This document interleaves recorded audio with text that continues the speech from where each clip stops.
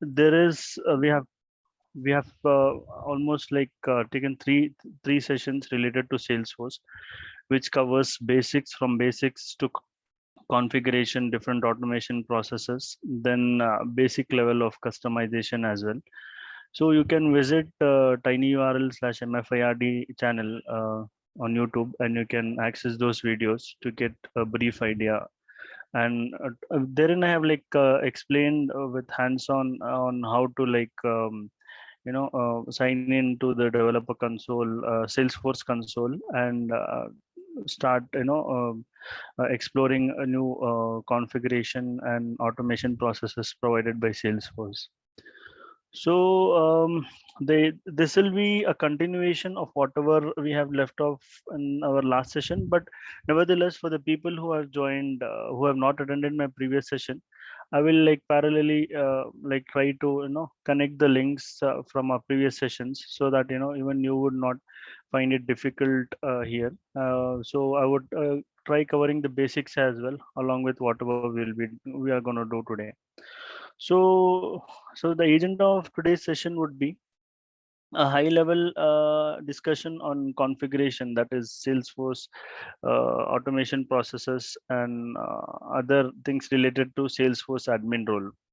Then post that we'll jump on to development part, that is the main language that we use in Salesforce for development is Apex language. So what are the basic concepts that are required, and though I have covered this briefly in my previous session, I'll try to touch upon these topics again, so that it'll be like going forward when we'll be like taking up LWC, you might get an idea, you might have a brief idea about Apex.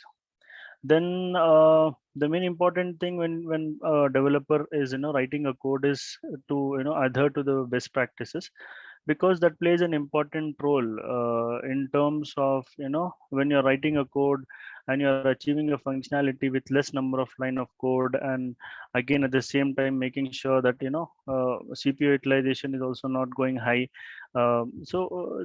Basically writing a code which is effective in both the terms, like in achieving the functionality, and at back end not being a heavy code.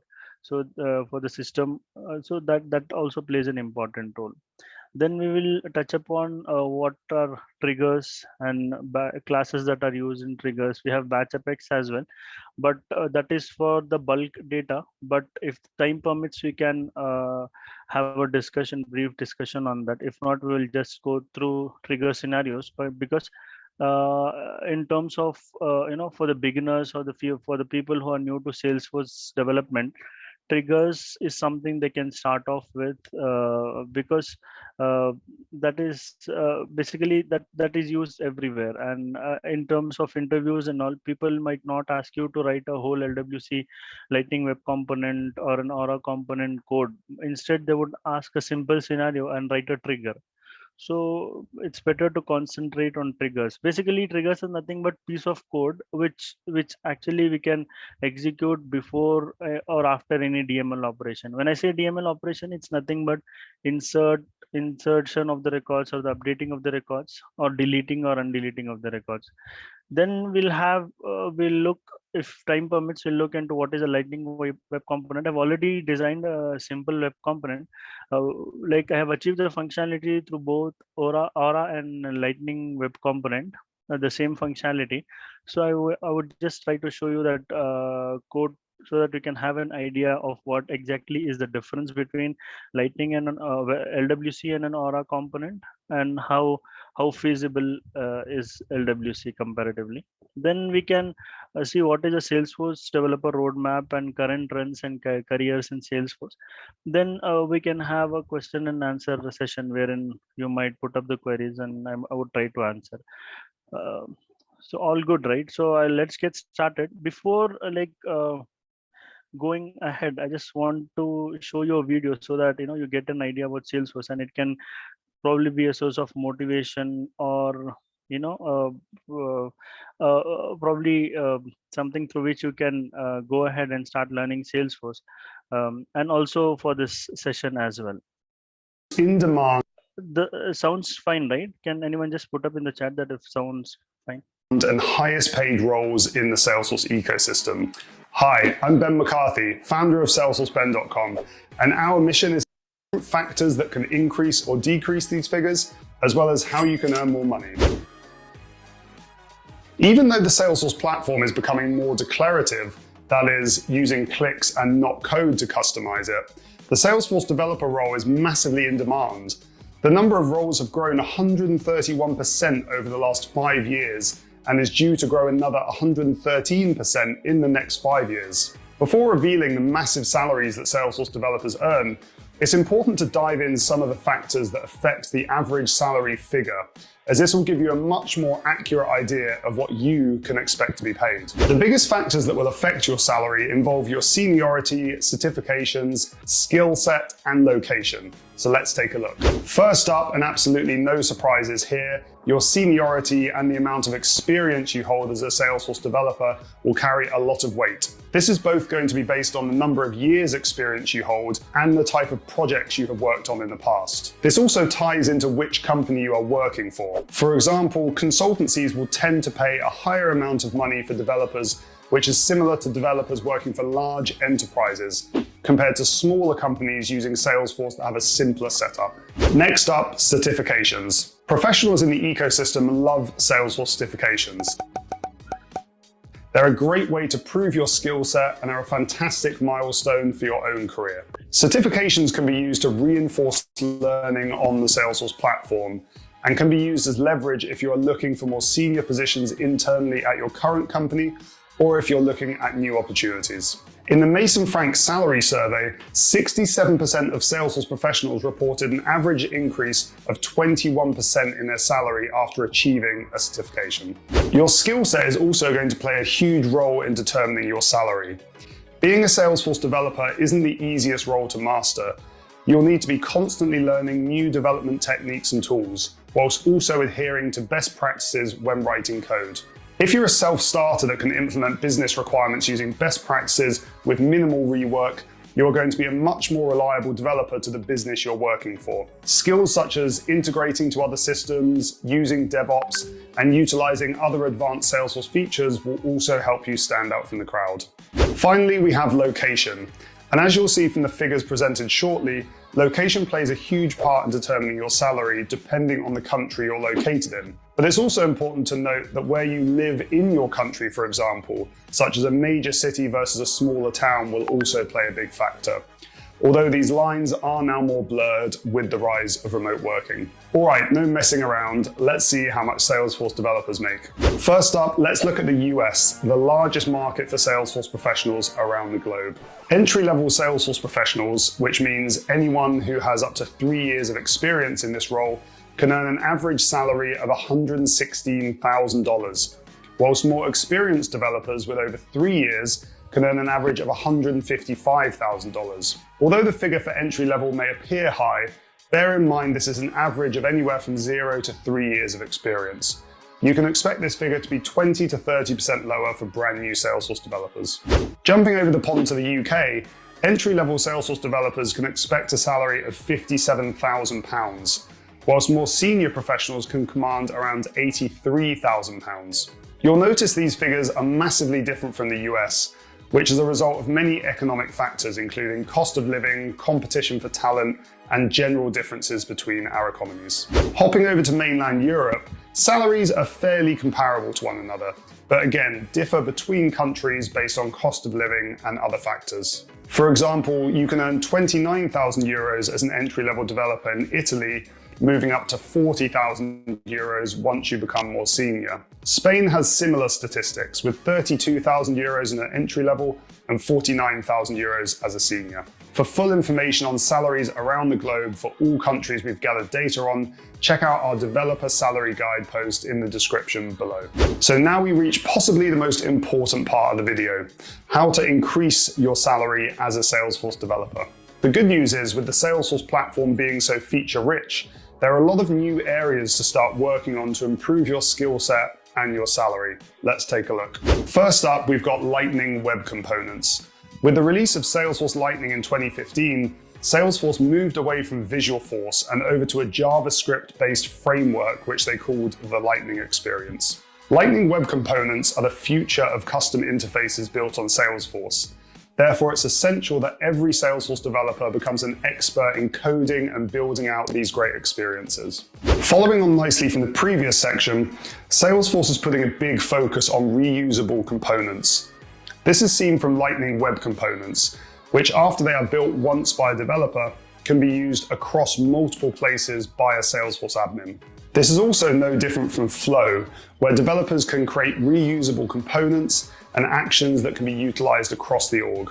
Next up, DevOps. Salesforce DevOps is one of the biggest trends that has hit the Salesforce ecosystem in recent memory and brings together development teams using processes and tools to simplify the development lifecycle. Getting to grips with DevOps tools and best practices is a surefire way to improve development speed and quality and your value to an organization. Next up, testing. Entry-level developers will be performing simple unit tests. They tend to write their code in monolithic blocks, which means that tests are a nightmare to write. As a result, tests may not be totally valid. If you want to reach a senior developer level, you need to consider testing strategies and designing code around being easy to test. This involves learning encapsulation, which means breaking down your code into smaller parts that are easier to test and maintain. Salesforce functions are one of the newest hot features on the Salesforce platform. They allow you to take your customizations to the next level by enabling complex business logic to be run, which was previously not possible. This can be compared to invoking AWS's Lambda function, or a similar function as a service.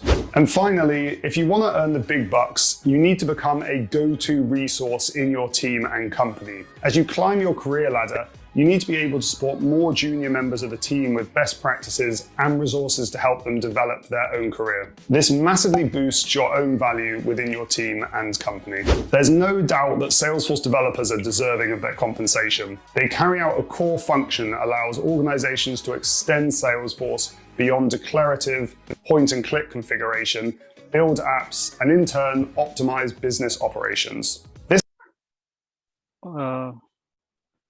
So this is just to give you an idea of what current Salesforce market is, so that we can go ahead with the skill set of being a Salesforce developer.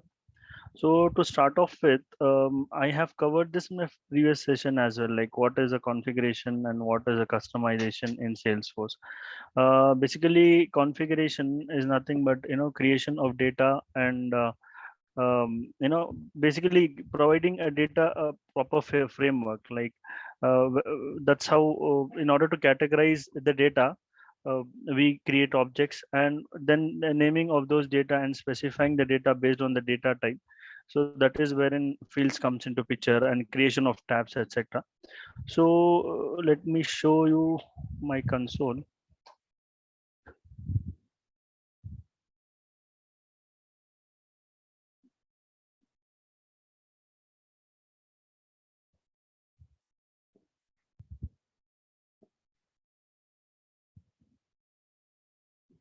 Yeah, so this is one of Salesforce page. So this is the home page, and if you notice, we have data in second. We have data in the form of accounts, in the form of contacts. I have created some custom objects. So there is a basically in Salesforce we have two types of objects. One is a standard object and one is a custom object. So standard objects are the predefined objects that are provided by Salesforce with the predefined field sets, whereas custom objects are the objects that are created as per our needs. So the creation of those objects, naming of the fields, basically all that comes under Salesforce configuration. I'll not focus more on configuration part because we have already covered that in our previous sessions. So just like I would give you a brief idea and move ahead. So next thing is, whereas in configuration we also have creation of profiles, creation of permission sets. Basically, when there is a data and the same application is used by the end users and the backend office workers, so or BO workers, wherein which means like who are handling the data. So the end user might not be able to edit the records, for instance, related to his data, which is like, for instance, in terms of healthcare, the patient has a provision to see the data of his medical history, that can be handled here. Whereas to update, and the doctors are also using the same Salesforce application. So what happens here is, the profiles and permission sets comes into picture, wherein that will only, this profile and permission sets will only allow the doctor to edit the data and add any details related to the medications or the prescriptions or any recommendations related to his diet. Whereas the patient, all he can do is he can view the records. So basically this can be handled through profiles by, restricting the user to not allow those to not allow to edit those data. So that is wherein this permission sets and profiles comes into picture. Then we have various other parts as well, like automation processes like flows, workflows, process builders, etc., which is part of configuration. Whereas customization, as initially I mentioned, it's nothing but, you are trying to achieve some complex functionality which cannot be achieved through the automation processes that are already provided by Salesforce. Though we have, after the latest releases in Salesforce, we have flows, record trigger flows that actually suffice the requirement. But there are many such cases wherein you would be requiring wrapping of data from multiple objects, and, based on that data performing certain operations, which cannot be handled in Salesforce with through Salesforce automation process, and is limited, and that can be, achieved through customization by writing class, by, through Apex classes, through Lightning Web Components, as mentioned in the video, like to achieve some interactive screens, to create those screens. So that is wherein customization comes into picture. So as mentioned about the Salesforce customization, basically Salesforce customization is, to code and add robust features to your CRM platform, that is Salesforce. And when these features are integrated with your business, your business gets a scalable impact. And the main what is say reasons to use customization is, whenever you want to, integrate with a third party, like you want a third party tool to be integrated, or third party to be integrated with your specific Salesforce application, therein you can use Salesforce customization. And also when you want certain, complexity in terms of reports and dashboards, to make it more interactive with the user, therein you can use customization, that is development. And end users are feeling difficult to adapt to, to the predefined Salesforce interactive platform, so that is wherein you can use customization. And the advantages are, like, you can there is no limit, in achieving the functionalities, like you can, and it's easy to build. And we already have a predefined framework in terms of Lightning components, so that has made the developers life easy, and it's easy to, like, code basically by just providing the tags or Lightning tags. You can achieve multiple things, like, Lightning data table, which will look in, giving a shape to the data in terms, in form of a table. Then Lightning input tag, which is basically used to, like, fill in the form, Lightning input form, output form. So this you would understand once we start seeing the code, and once we have the hands-on session. And just to give you, like, a predefined differences or specific differences between how we can achieve the same functionality. If we have one functionality and that is, like, achievable through both customization and configuration, so how we can achieve the same, we can achieve through configuration and customization as well. So some people might have this doubt that, they're being new to Salesforce and have no coding background. So how we can survive in the Salesforce industry? So let me tell you that it's we can achieve majority of the functionalities or the requirements to configuration if you're very good at configuration, and if you have a very, good knowledge about the built-in automation processes provided by Salesforce. Because usually, even in the industry, the clients to whom we work with, they would suggest that, we opt for a configurable approach, or an automation process, that is to use the flows or validation rules to validate any field specifically, rather than going to customization part or development part. Because once you develop something, it's like you need to support that after even you develop that. And also there might be a chance that if the code is not 100% effective, or if it is not 100% adhering to the best practices, that is wherein that it is wherein extra efforts are needed to probably work on making it more impactful code with less being it being less burden to the system basically. And at the same time, you have one concept of test classes in Salesforce, wherein whichever class you write, right, batch class, whichever apex class you write, minimum 75% of coverage is required. So whenever you write a class basically to achieve a functionality, you might have you also need to write a test class so that you cover up, you need to cover all the code in terms of like you pass the data basically from the class and run the method, so that your lines of codes are covered basically. Even I would try to show that if the time permits. In terms of see user interface, we have page layouts. One second.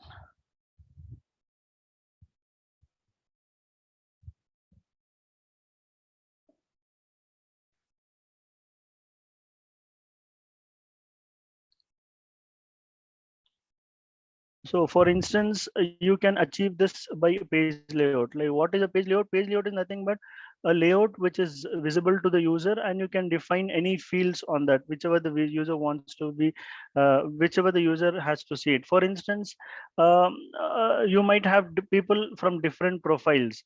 So as I mentioned you with an example of healthcare system, so the doctor might, the patient might not, for instance, this is a page and you have certain details related to the medical history and all. So the patient might not see the technical background or the medical background of everything, right? For instance, is suffering from you can just say physical health symptoms can be shown here, and possible communication of the disease whichever is suffering from the doctor, whichever is suffering, the doctor can just show, tell him that, and that the same can be visible here.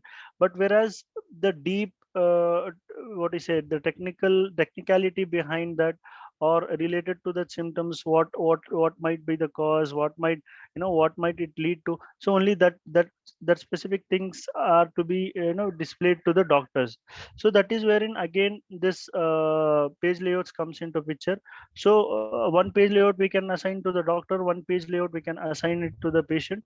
And specifically we can and one thing, and one more thing is the page layouts can be assigned to the profiles. So that makes the developers life easy, and it's easy to segregate the data of which data needs to be shown to which specific profile user. So that is about the data. And the same thing can be achieved through visual force pages as well, visual components, and lightning components as well. So for instance, if you want to show some data here, so if this data is only specific to one object, that is GE surveys custom objects, whereas there might be a requirement wherein you need to show the data of multiple objects on one particular page. So that cannot be achieved through page layouts in Salesforce, and that is wherein you need to create a lightning component, and that can be achieved through lightning web component. So basically that's coding. So that is one difference. Then you have formula fields. uh, Let me show what a formula field is.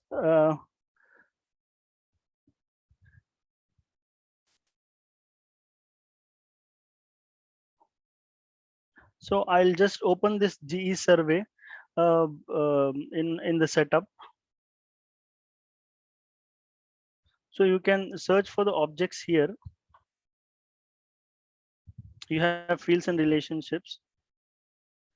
You have a field as account number as one field, which is a formula field. And again, you have another field as survey address, which is a formula field. And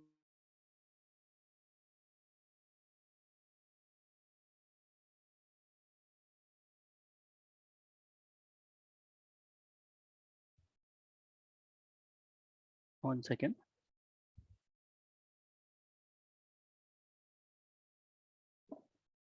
You might want to show the details of one account number is basically it's a field in an account object.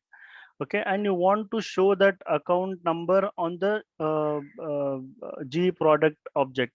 So that is wherein you can use a formula field or instance, and in another instance, if you have address, city, wherein the user enters is separately, right?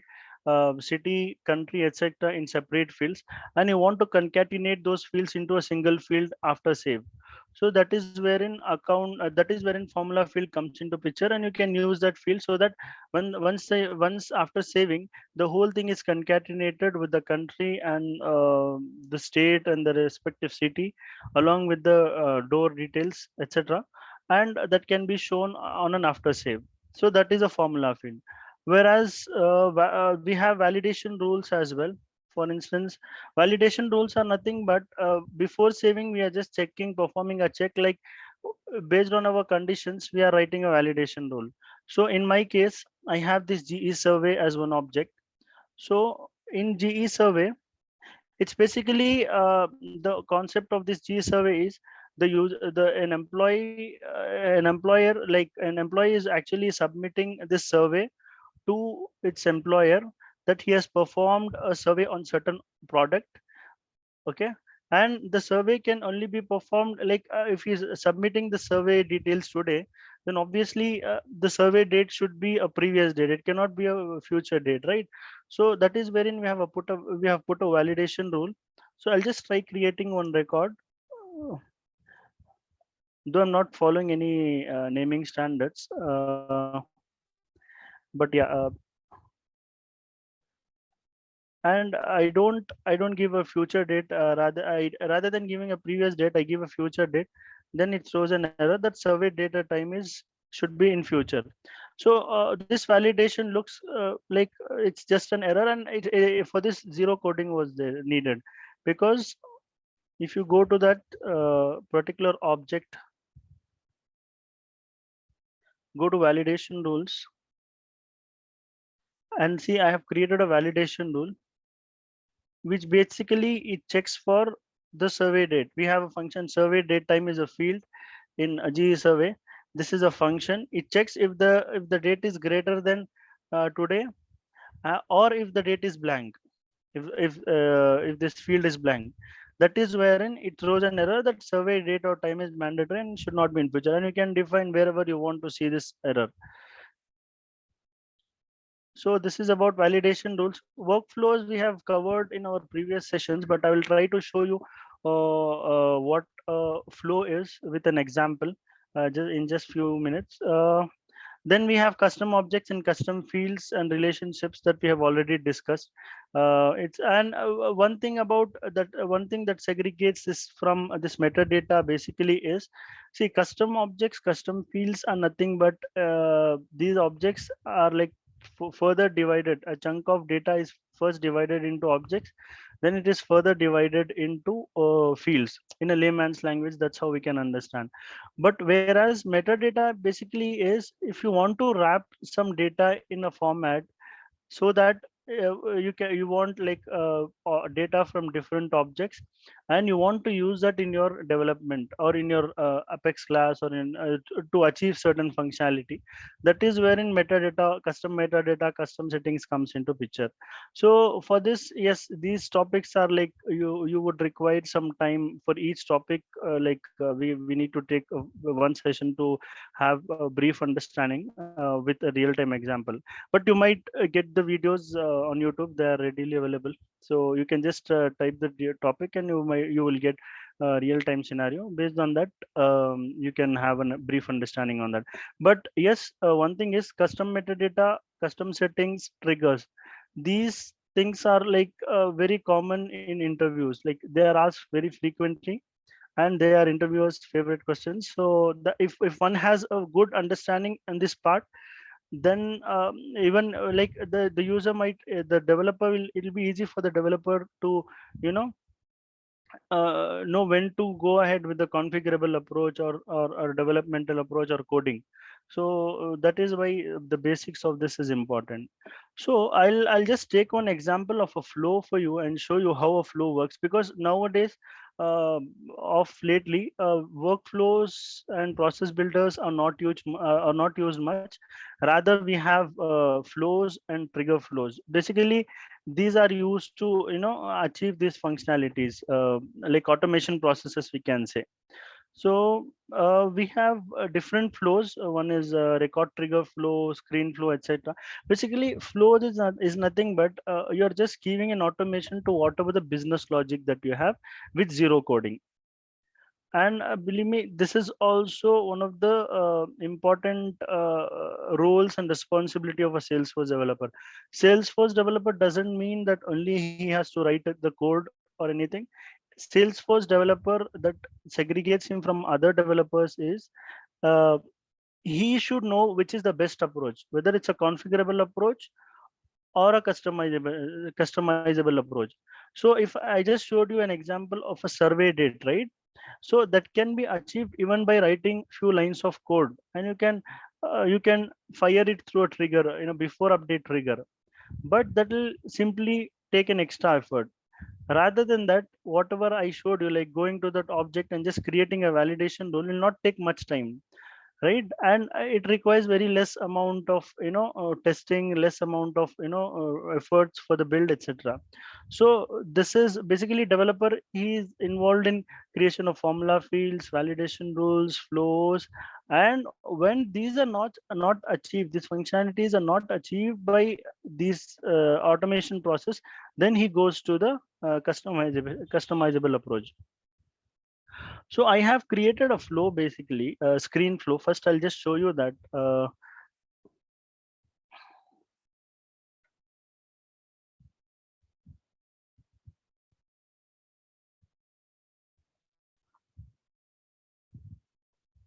Yeah, this is my flow. Okay, basically it's a screen flow. Screen flow is nothing but you're just creating a screen on your home page, wherein you enter the details based on that certain operations that you have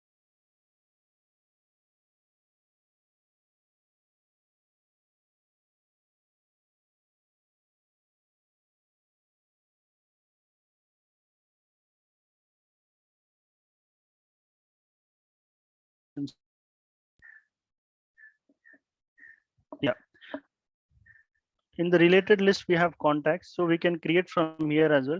But just to show you how a screen flow works, I'll just take the first name and the last name.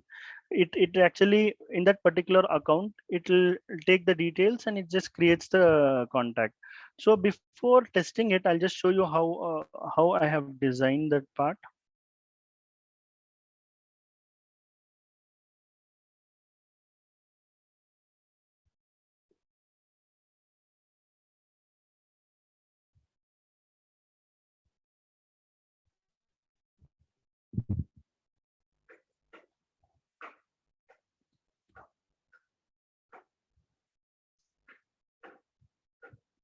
Yeah, this is a basic layout in this. So we have a start. As soon as you create, I'll create another flow and I'll show you how it works. We just define a screen here. In screen, all these things are predefined. All you have to do is enter the label and the API name, and whether it is required and what should be the default value. And once you do that, you are just getting those records and you're saving it basically in sort of variables. If you notice here, find Salesforce record and store their fields, values in flow variables. These are flow variables wherein whatever the value entered in the first name is saved here, say second name is saved here. Then after saving, you are performing a decision making, like you are checking whether that value is, whether that contact is there or not in the data, in the system, in the database. if it is if it is not there, you are just performing the null there. If it's null or if it is not null. So based on that, what you do, if the value is already there, we just show a screen that it's duplicate found, and that the record cannot be created. I can just enter anything here, like I can just save it with any value. If the value is no, that is if that record is not there in the database, then we can create the record. This all are predefined in Salesforce. All you have to do is just point and click, and you specify whether how many records are to be created and under which object. It's a contact object under which we need to create, and what should be the and you need to define the mandatory fields that are there. So first name was saved here, so you specify that, and account ID, what should be the account ID. And once it is saved, I just show a pop-up that the record is saved successfully. Okay, now we'll just try testing whether it's working or not. I already have a account with A and B name. Okay, I'll just try specifying that.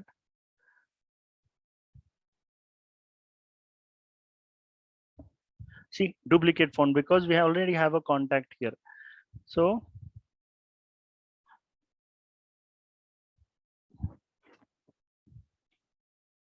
I'll try creating some other contact which is not there in the system. See, it's created. The record is created successfully. If I go to the contacts, I would see those records.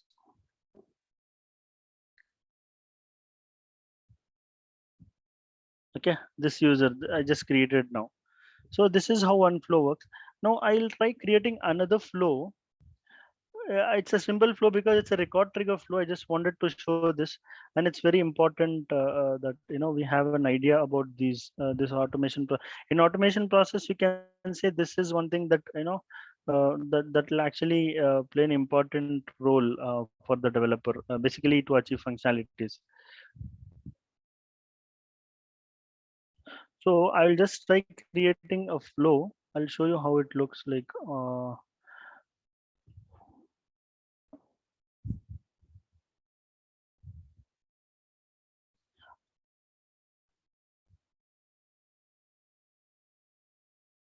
Yeah, so we have these many different types of flow. A few minutes back, we saw a screen flow, how it looks, quick contact one. Then we have schedule triggered flow, we have auto launch flow, we have platform event triggered flow. And one good thing is you have details related to that specific flow, like when can it be used. And so see, record trigger flow that we'll be creating will be launched when a record is created or updated or deleted, and it runs in the background. Then we have these are the different types of flows. So for now, I'll just create one record trigger flow. So I'll try to do it in GE product, which is a custom object. Okay, and I get an option like whether it should be fired only when the record is created or even during updated. For now, just for showcasing purpose, I'll just mention it as record when the record is created, and I'll not give any entry conditions.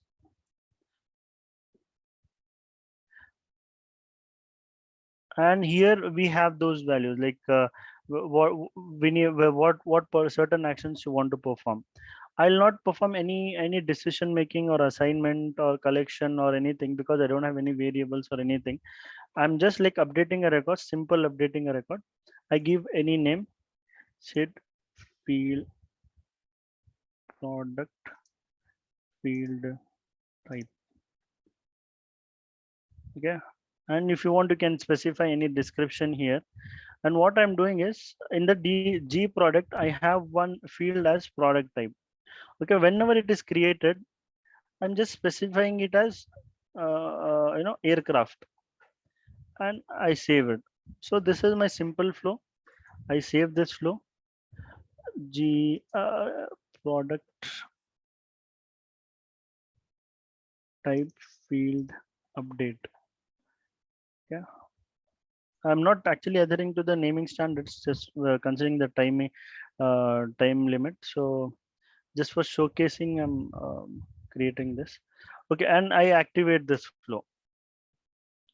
And one good thing is even you can debug a flow. You can debug in the sense you can just like for specific product, you can just enter the ID here, and you can run it and see if your flow is working fine. And if it throws an error, you can check where exactly it's causing an issue. So I go back to the G product.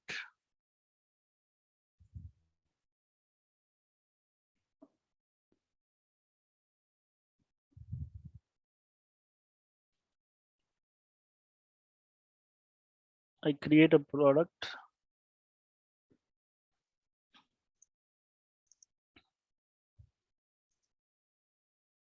Okay, Okay, and I don't define any product type here. Okay, I give some value, C product group test. Okay, and I save it. See, the product type is automatically set to aircraft because of that flow, whatever the flow that we have. So that is how we can achieve certain functionalities related to this. Okay, and also I was explaining you regarding the formula field, right? Now we have one one formula field in this object. Let me show you that.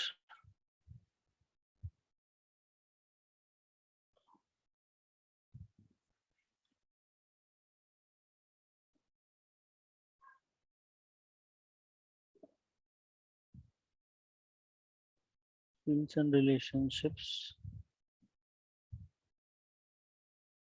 Yeah, so this is one formula field. One true significance of formula field is, for instance, in this, I want my product price to automatically, we have a field after discount, what should be the value basically. So in the sense, I have a product price field, which after discount, this particular field should show me, for instance, the product price is 100, after 10% discount, it should tell me it's 90. So to calculate these values back end, you can create an Apex class as well, but that is like you will unnecessarily require some efforts. Instead, we can just use a formula field here, and we can update. For instance, here, right now I have a product price as 100. This is the formula field. I give 10%, okay, and I try to save it. See, this is automatically updated to 90. This is how this value formula fields, play an important role here. So far, any questions?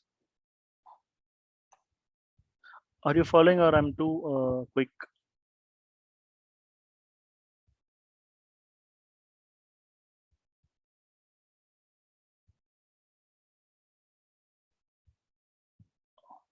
Okay.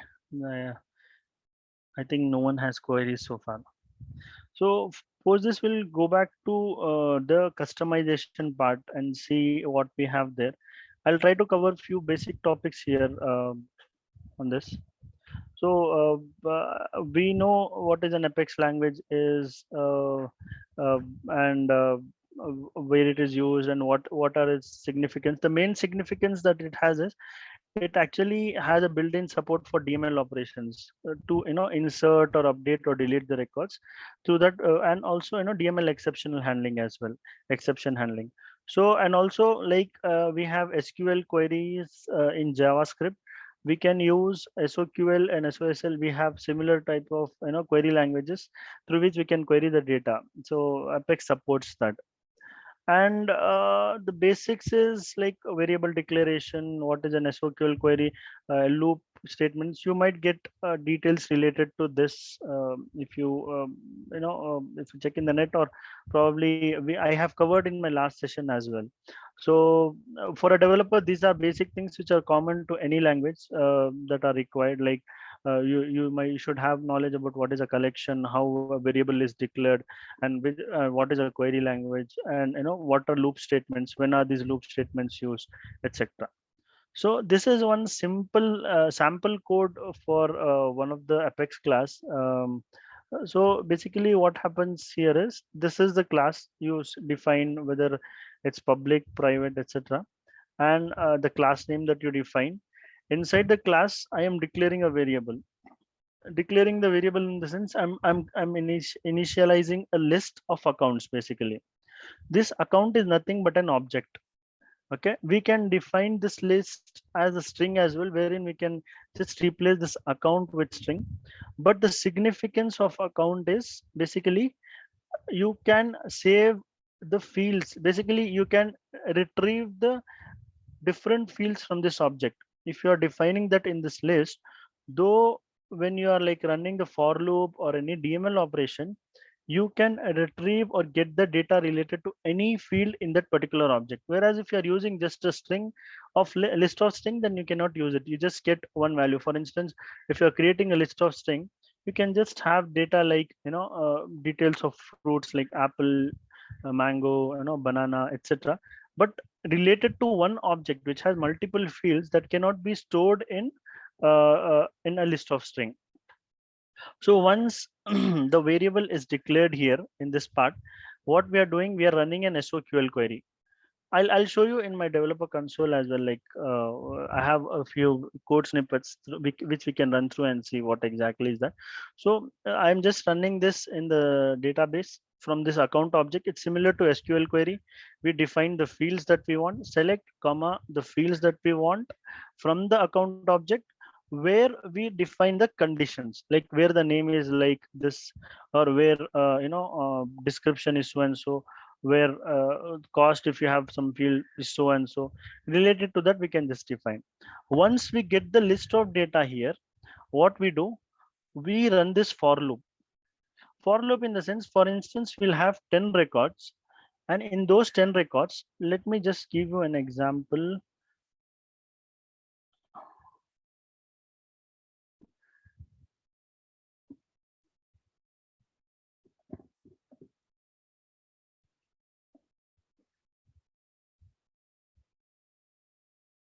Yeah, so I have certain details related to this. I am just I am trying to query the account details, wherein the name ID is like a backend field. Then we have a name field.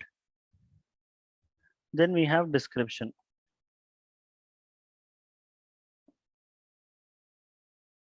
So ID, I'll just give it as 1 1, name as ABC, description as test. So in this way, I can get some details.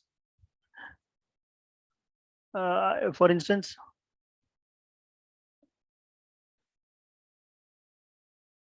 yeah.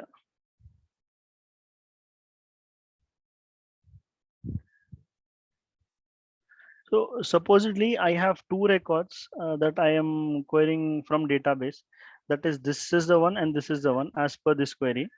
So once I do that, I need to run the for loop so that I perform action on each of these records. So what it does is, basically you initialize that object that is with the API name of that object and give some alias name and belonging to this list. This list is nothing but this is the query that we are running and we're getting these records, right? So this is the standard format how we run a for loop.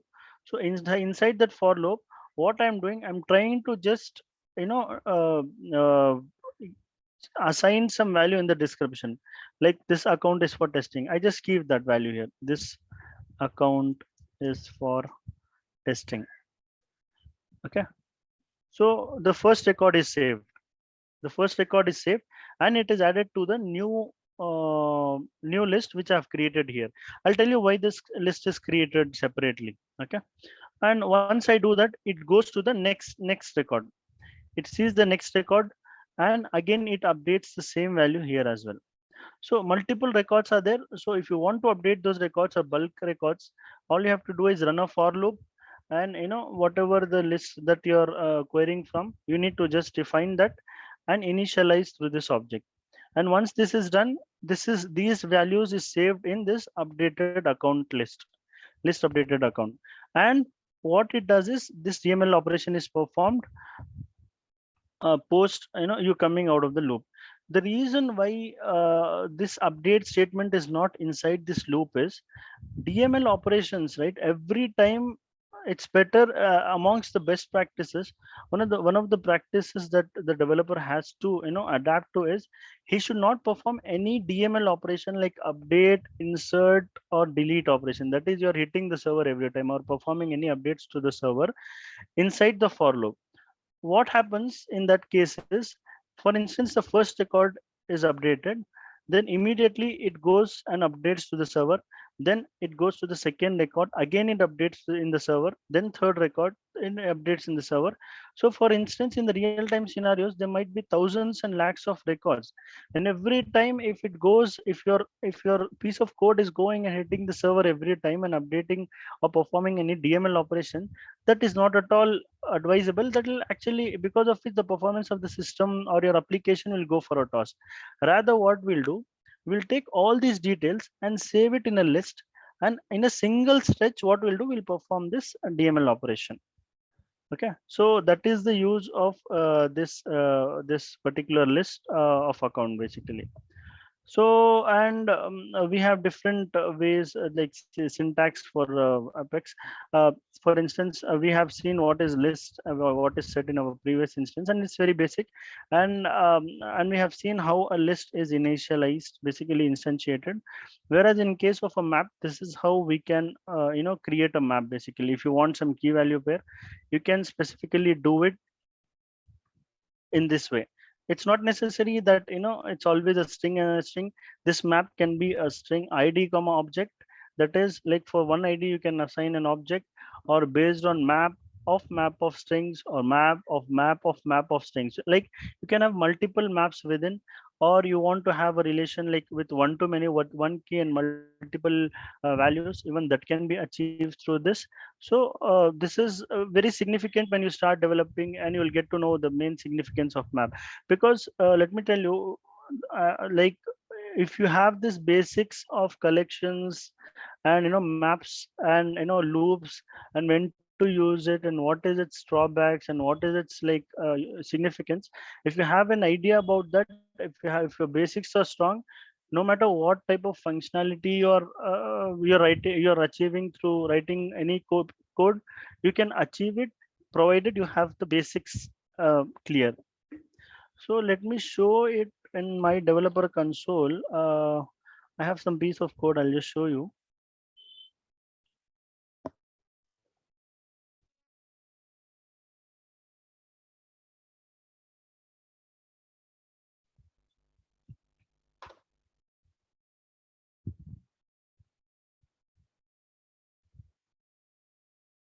Yeah, so this is a debug execute anonymous window. So if you want to write any code, or if you want to like call any class or a method, you can simply write you can call it from here directly.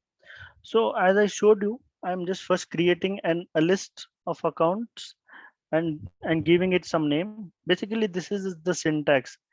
As I showed you previously in my slide, you can even initialize it like this as well, or directly you can just combine these two lines into a single code, line 2 and line 3. That is what I have done here. Okay, I have defined this account object, and I'm just running a query in accounts, and I created a map. Basically, map string of string. This is the data type that I would be requiring for both key and value, and I specify some name to that map and initialize it. Then what I do, I'll just run this line and I'll show you. So see, what I have done is, when I run the query, I have this ID and the names of this accounts. So I'm just creating a key value pair of this. So what I'll do, once I get this, I run a for loop. Again, the same thing, name of the object, some alias name belonging to this list, that is this list. Then I'm just putting the key value pair. Key is nothing but the ID, value is nothing but the name. So for every record, a key value pair is created, and I just run a debug statement. This is basically to show you like what exactly you can the developer can see the output, to see the output. See, in the debug console, if I see, we have ID comma value, ID comma name. So now I'll go back to the debug. The main significance, if I want to like retrieve a specific uh, value by defining the key, even that can be achieved. Okay, now for instance, I want to just retrieve this. The value of this is nothing but uh, okay. So the value will be, it should, the value that should be, it's Boeing. Okay, I'll just try to define that and see if that's working fine.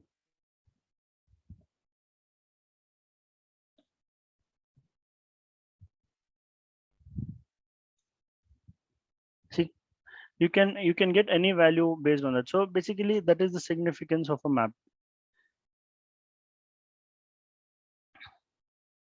And one more thing that one has to keep in mind is about the order of execution basically in Salesforce. This plays an important role when the developer is developing a functionality and he wants to know like how does he go about with the technical approach. Okay, because you'll have system validations running, custom validations running, you have before triggers running.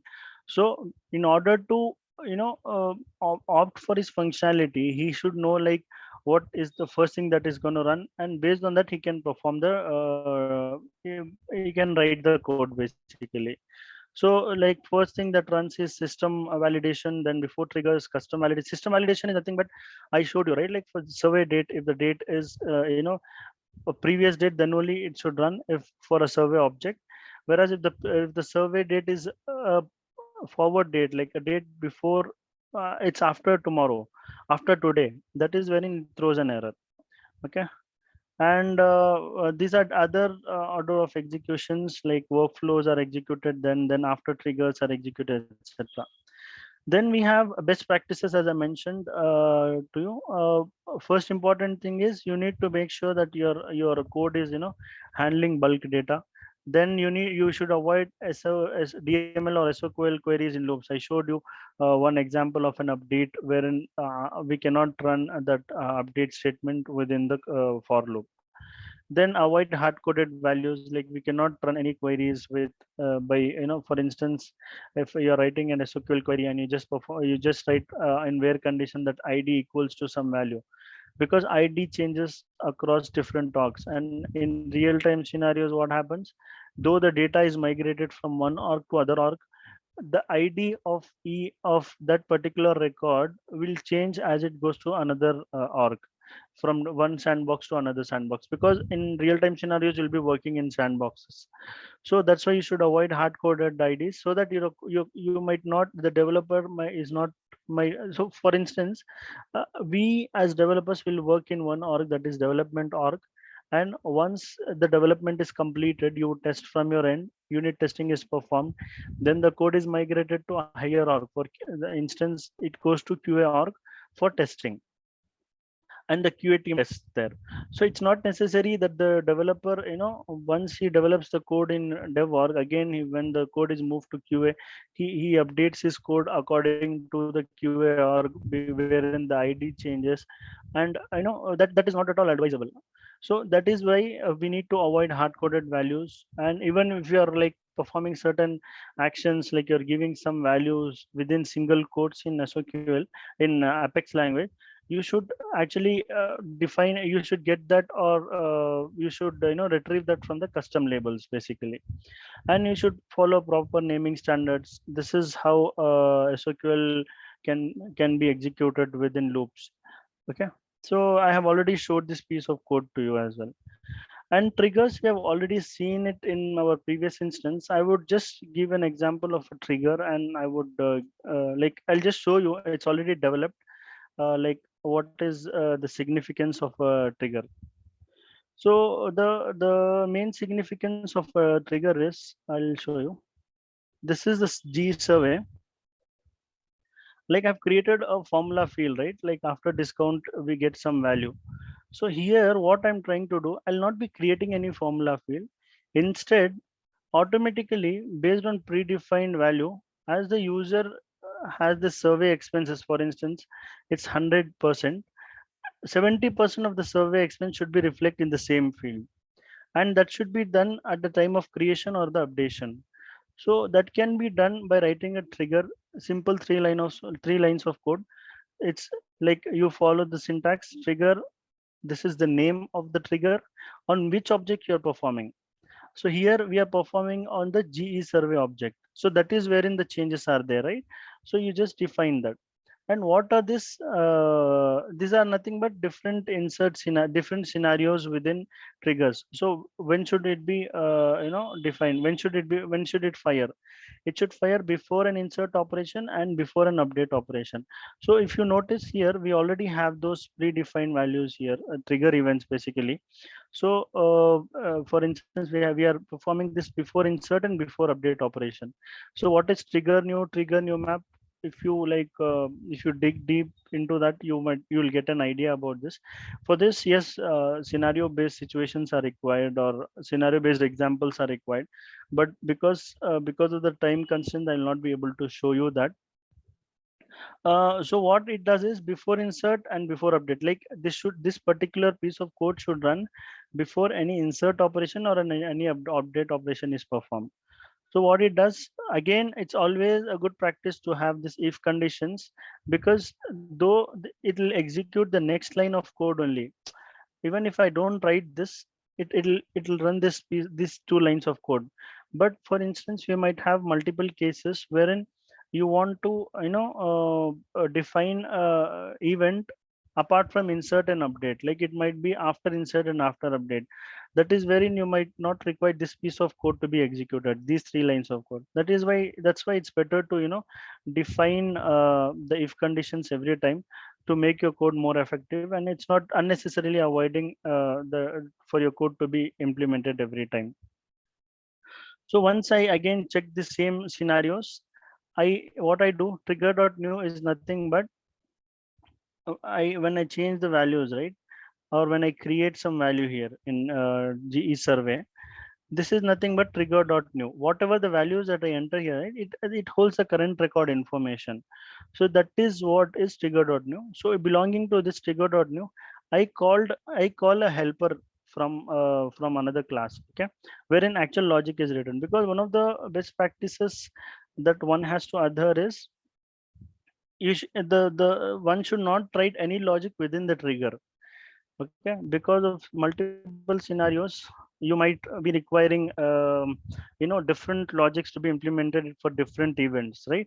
So that is why it's always a better practice to write your logic in separate class. So this is my class and this is my method.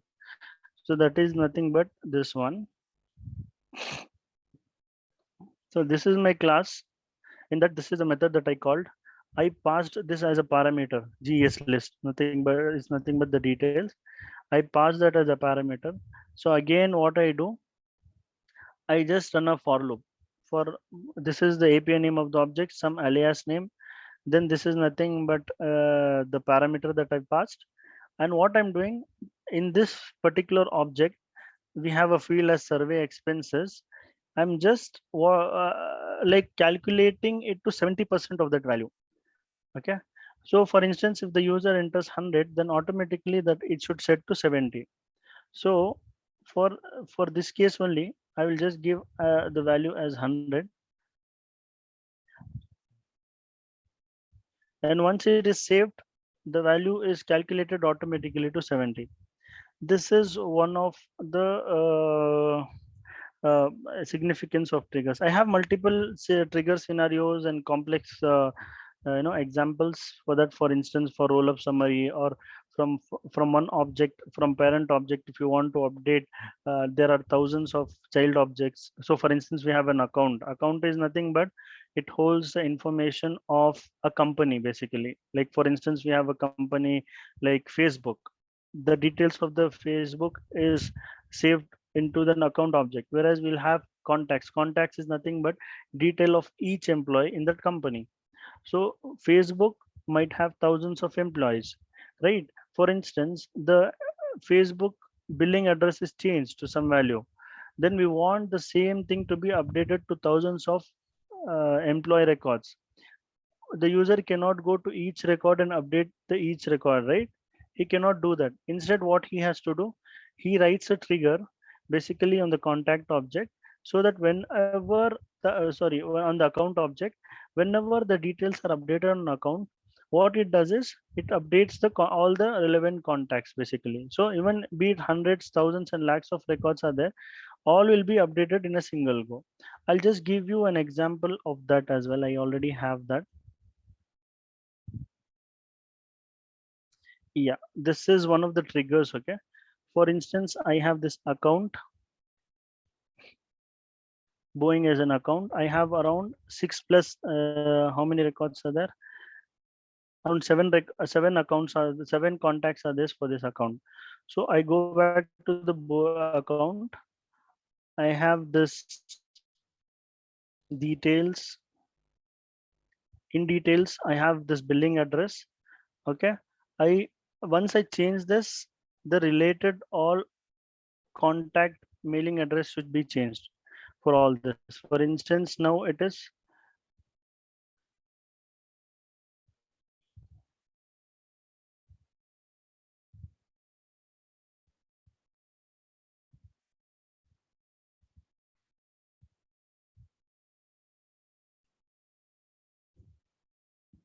yes, now the mailing address is same as that of the account. Okay, now I'll just update for this account. Before that, I'll just show you how it's working. So again, trigger, some name for the trigger. I'm writing it on an account, and it's an after update statement. So whenever after update event is fired, in order if you're updating any records of your child record, any records of your child object, basically. So from account, I'm updating the child record. So that can be performed only in an after save DML operation. So that is why I'll be using an after update case. So again, I create some one list of contacts, and I check which event it is, whether it's an after an update event. I simply run a line that I just query through the contacts. Okay, wherein account ID is nothing but the current account ID. So you can achieve the current account ID by just by writing this trigger.newmap.key set. So basically, I told you, right, trigger.new record.newmap what it is. So once you are working on the scenarios, you'll get to know what exactly that is. So I get all the relevant contacts. What I do, the contact mailing address for each record I am updating by just passing the billing address, billing city, billing country of that parent account. Once it is updated, I perform the DML operation here. Just 20 lines of code in that, like barring the 3 4 lines of 5 to 6 lines of syntax. You just have around effective 7 to 8 lines of code. That's it. So what I do, if you want to achieve this, you can achieve through flow as well, but the flow will be more complex comparatively. So now I go here, I just update something. Testing purpose, city Bangalore, state Karnataka, and I just give 1 2 3 4.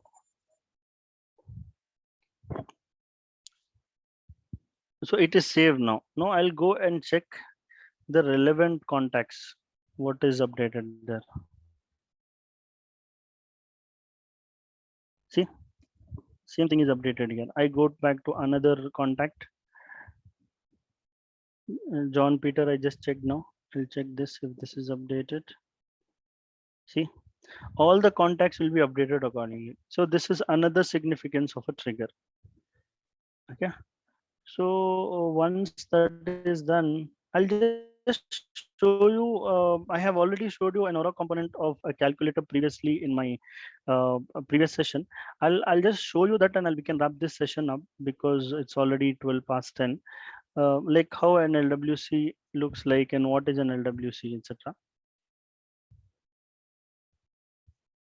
My VS Code, Visual Studio Code was not working, so I could not uh, uh, like authorize it with my org or link it with my org. So I'll just show you from, I have installed one Lightning Enhance Advanced Code Searcher extension through which I'll show you my Lightning component.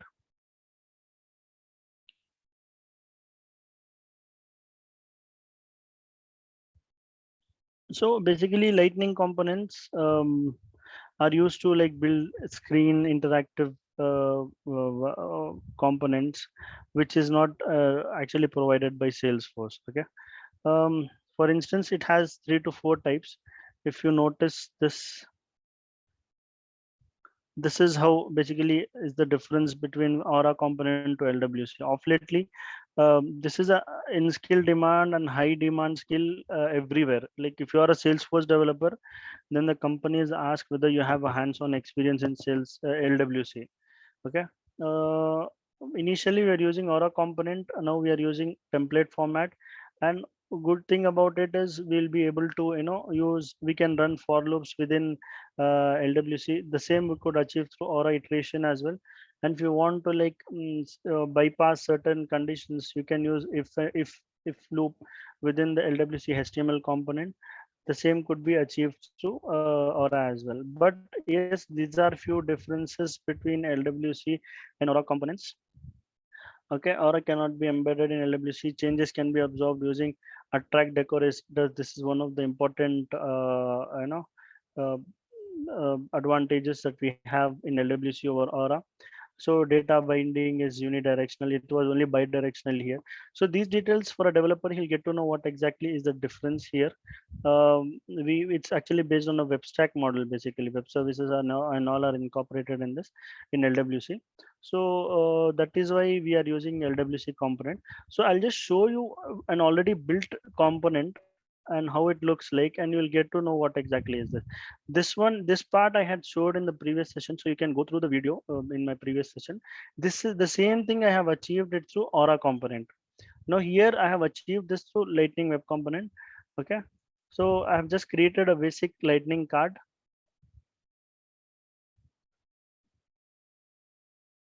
So this is my component. It's a HTML part and the JS part. So basically a Lightning component has HTML part and JavaScript and a CSS part. Basically HTML is for the look and feel of that particular component. That is whatever we are showcasing here, right? That is wherein we use HTML. JavaScript is to perform backend operations like addition, subtraction based on the input value and displaying it here. And CSS is nothing but styling. Basically whatever the styling that you want to give to these buttons, you want to change the color of these buttons, you want to highlight this particular title, etc. So that is the wherein we use this here. Since you'll not be able to see it clearly, I've just copied the same code here as well. So this is the HTML part. Okay, HTML part template, you're just defining the title here, that is basic calculator in LWC. See, just the title here.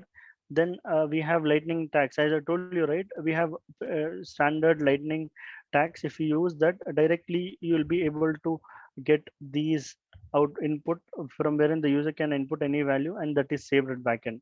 All you have to do is just follow a format, basically standard format. Lightning input, then you give some label, name, type and value. This is standard for all the lightning input tags. Okay, so this is nothing but you have this variable in your JavaScript, and you'll be using that basically. Okay, and here I give the label of this and some name, and what is the data type, it's a number. I define that. I do it for both the numbers. And on change is a different method that I'm calling from the JavaScript. I'll explain you further. Then we have a result. Result is nothing but this part. I'm just showcasing that. And I'm showcasing the value, whatever after calculation from JavaScript. I'm showcasing that I'm getting the value here, and I'm showcasing that here. And I have different lightning buttons like addition, subtraction, multiplication and division, and I'm defining the class basically, like or this is basically for styling purpose. Okay, now I just I'll go to my JavaScript. Yeah, in my JavaScript, this is a standard way of doing it. You are tracking the result through result. And what happens is here handle click event. Handle click event is nothing but whenever you're clicking, you're performing certain event, right? That is known as handle click event, and you're defining it in your this thing as well. See, in the buttons when you're creating on click, you're calling this handle click event. Okay, this event you're just calling it here handle click event, and based on that what it's doing is your if you just specify this, right, event dot target dot label, you will get what exactly is the value, like whether it's an addition or subtraction. So this is one significance of using an event within a handle click. So I give the value as 2 3. If it's addition, it just adds up the value. Okay, this is the simple operation that it performs. If it's subtraction, it subtracts the value. If it's multiplication, it just multiplies the value, division, etc. So 4 threes are 4 minus 3 1, 4 3s are 12. So even if I'm not changing this value, this is wherein this on change is playing an important role. Though I'm not changing the value, the result is changing accordingly. Okay, so this is one such example of lightning web component. Whereas to achieve the same thing through Aura, we have used an Aura handler, and it was like, I feel that was like comparatively complex, wherein you need to define the attributes. This is the one, this you define the component details. Then in your controller, for each addition subtraction, you are like using component.get to get the first number, addition subtraction. So the number of lines of code is more here. So comparatively, considering the feasibility, lightning web component will give you the best output with less number of by writing less number of codes. So this is such example that we have with for lightning web component. I have covered most of my topics here. Um uh, but yes, considering the roadmap and details, we have covered that in our previous video. You might get more details related to Salesforce because it's the details and the data is already available on the net. The one of the websites that you can visit is like Trailhead. Therein you can start off your journey of a Salesforce developer. There you have small modules that you can that you can start watching it, and you can start working on that part. And even the points, you get the points in returns. Basically, once you complete certain modules and you complete certain exercises, you get some points, and those points are actually accepted everywhere. Even you can showcase that in your LinkedIn profile. You can update everywhere. The companies ask for that. If even if you're working in a current company for promotions and all, those trailhead points are plays an important role, as mentioned in the video before. Initially during the starting of my session that I played, certification plays an important role. And this is the career path basically for Salesforce. Like if you want an admin, there are two streams, right, in Salesforce. One is an administrative part and one is a developer part. So the admin part can, even it's not necessary with no code, like less code, you can go as go to a level of a CRM manager and program manager. They are actually paid very good in terms as per the market standards. Whereas if you want to be an architect, solution architect, etc., you can opt for this advanced developer path. So related to current trends and all, we have already covered in that video. And if you want details related to that, you can just visit this website, salesforce.in. Therein you get details related to uh, uh, Salesforce career path. What is the current situation, like in terms of the jobs, in terms of the amount that is paid, the median salary, and what are the different paths. You can just type trailhead slash career paths.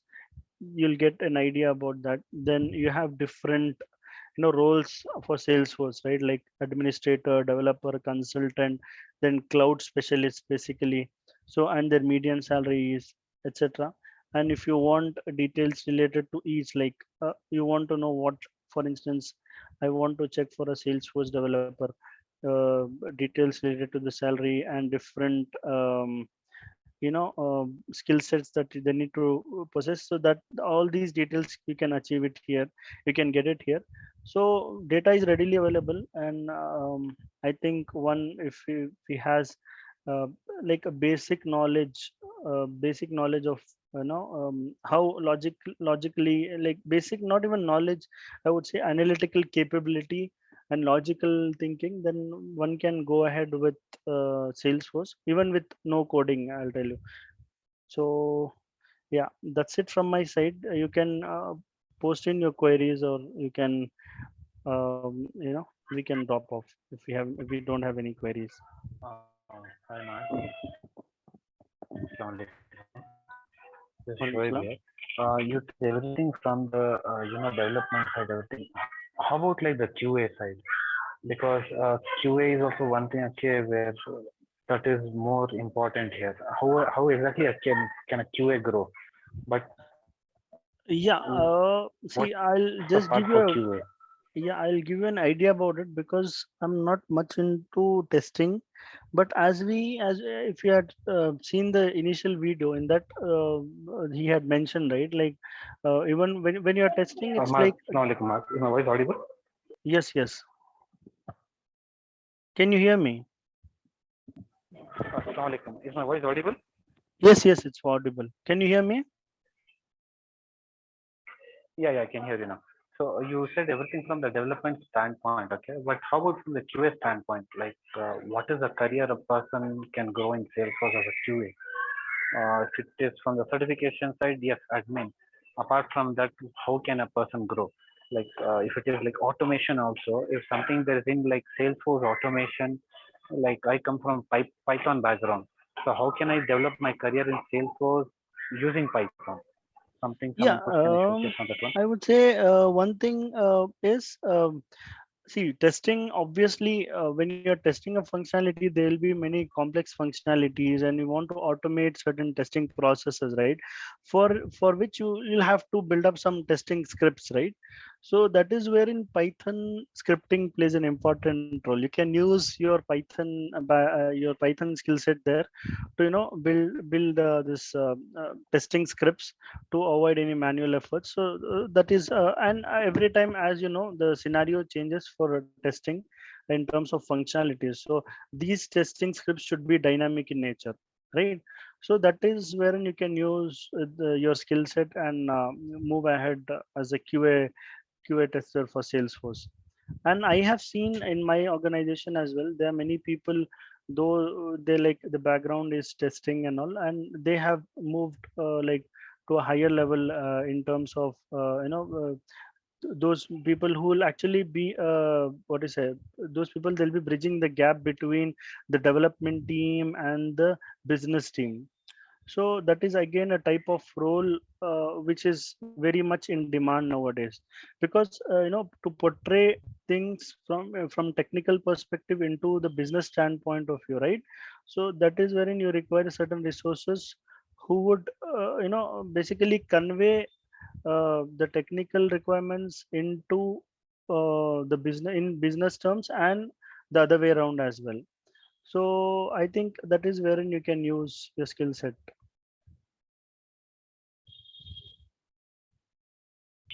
Okay, sure. So in future, if we have to connect with you, right? So Yeah. will you share us your contact details? Or no, we don't want to disturb you, Yes. just in case if you Yes. stuck Yes. up somewhere. Yes. Yes. I'll put up my mobile number. You can contact me. You can WhatsApp me whenever you're free. I'll respond you based on my availability. Sure. Also, I just was doing a little bit of research. How about like Copado? Copado, I guess that is the next source of kind of advanced tool. But Okay. how do you see as like if a person has to get trained, especially from the QA side? There's a lot of DevOps, automation, everything comes into the picture here. Do you recommend for a QA person to get trained on that one, or if you feel any lead that can help us to get us training also, that is also fine. I'll not be the right person to comment on it because I have very less knowledge regarding that. Okay, sure, not a problem. Yeah.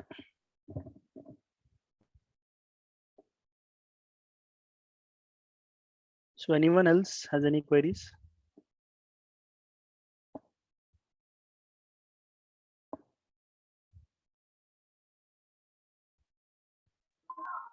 Sorry to disturb you. I have another query. I just got enrolled for like a little bit on the Trailblazer plat. I was stuck up on a couple of things. Okay, so Okay. if on such kind of things, if I require any help, right? So Yeah. whom should I reach out? I know there's a community, everything, Yeah. but to take some time, whether You are stuck up in like they completing the modules understand or that one, something. something like an instant, there will be a small. I'm Hello. just trying to see how we can troubleshoot here, like from our own. Yeah. The one thing is through community. You can achieve that. But one more thing is, like, if you have any doubts specifically, you can reach out to me if I'm of any help, I can help you out on that. But yes, you have a readily available, like you can get the solutions readily on the internet, because Salesforce is used widely amongst the developers. So I think you will get a solution somewhere or the other. If not, you can reach out to me. If I'm of that help, I'll let you know. Sure, brother. Okay, then I have put up my number here. So if anyone has any queries related to Salesforce, like any doubts, like how to start about, etc., we can connect. Or you can just reach out to me through WhatsApp. Inshallah, I'll try to help you out in that regards. Okay. If we don't have Your anything, we can. number Okay, is Yeah. not sir. visible. Thank you. Sorry. Your number is not visible. The screen is Salesforce developer career for the check. There's no number visible. No, I have put up in the chat. See. Okay, Maaz, I have one Yeah, got question. it. Uh, Yeah. for Salesforce developers, I understand that there's a huge, pay scale. Like for instance, I remember in my, uh, you know, career about 5 years back, some of the recruiters were mentioning that about 36 lakhs per annum for Salesforce developer come architect with about 8 years of experience. So, what's the scale nowadays, and how is this pay scale compared to the developers versus the Salesforce admin track? Actually, yes, Salesforce development, because the Salesforce being future rich platform, right? There is a vast requirement for Salesforce developers, and as per my knowledge, I have seen people with around 5-6 years experience earning more than 30 to 35 lakhs per annum. So that is a scale in India, I'm telling. Whereas abroad, it's a different story. In Canada, in US, like the scale is very good for now, and I feel, and I have, like, from my colleagues input and all, I have an idea, like I got to know that this will grow further, the demand will go further. And in terms of admin, yes, the developers have, like, there is a huge difference between their pays comparatively to the developer. So it's advisable, like, if someone who is there in admin for more than admin role for more than 1 year, to get into development, because if an admin, basically nowadays, the companies are not hiring Salesforce admin specifically. Only when support related activities or bulk data upload or bulk data handling is required, that is wherein this admin roles are being hired. People for admin roles are hired, but whereas the nowadays they are hiring Salesforce admin come developer, with who can take care of both admin as well as development activities. So comparatively, yes, the scale is very good. Nowadays, if you are like, if one is, a few days back I was watching a video wherein one guy, he was working in MATLAB, I think MATLAB, or some company, I don't remember the name exactly. So therein he was like just 5 to 6 years experience, and his annual package was 50 LPA as a Salesforce developer. So if you have good skill sets, and if you have worked, like if you are aware of Lightning web components, and you have a good hands-on experience on all the customization part, then yes, sky is the limit. Thank you. That was a perfect answer. Okay. Yeah, if you don't have any queries, we can wrap up the session. It's already 12 past 30. Okay. Jazakallah khaira.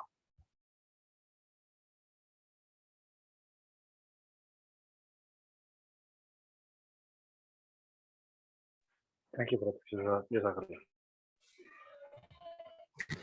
जी शुक्रिया sir. It is your personal WhatsApp number, please.